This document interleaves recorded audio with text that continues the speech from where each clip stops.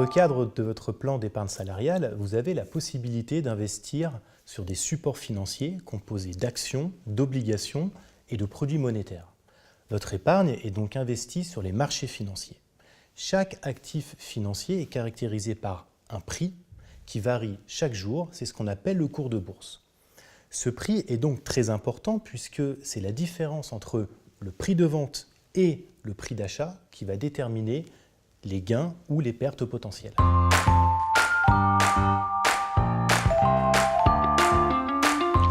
La formation du prix des actifs financiers va être déterminée par deux facteurs.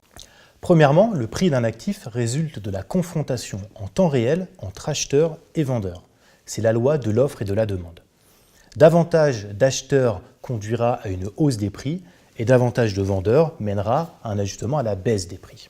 Deuxièmement, à l'instant T, les prix sont censés refléter toute l'information disponible, conjoncture économique, résultats des entreprises, mais aussi perspectives futures de croissance. Sans que cela constitue une réalité scientifique, on dit souvent que les marchés financiers anticipent avec 6 mois d'avance les grandes tendances macroéconomiques. Par exemple, une société qui publie de bons résultats cette année, mais qui prévoit une croissance médiocre les années suivantes, verra son cours de bourse immédiatement s'ajuster à la baisse. Cependant, la capacité de prédiction des marchés financiers est variable dans le temps. Le manque de visibilité et l'incertitude peut rendre difficile la projection et la fixation des prix d'équilibre. En période de stress, l'investisseur demandera une prime de risque supplémentaire, une forme de coussin, ajustant ainsi les prix à la baisse.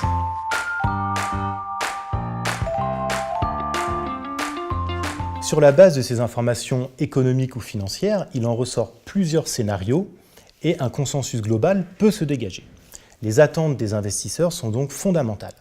Par exemple, une société qui publie de bons résultats cette année peut voir son cours de bourse baisser si ses résultats sont moins bons qu'anticipés. Il y a alors une déception par rapport aux attentes. A l'inverse, historiquement, on a pu observer qu'un certain nombre de rebonds boursiers pouvaient s'effectuer dans un contexte négatif, mais perçu comme étant moins négatif qu'anticipé. Ce décalage avec la réalité du moment peut paraître déroutant. Mais en fait, il s'explique très bien.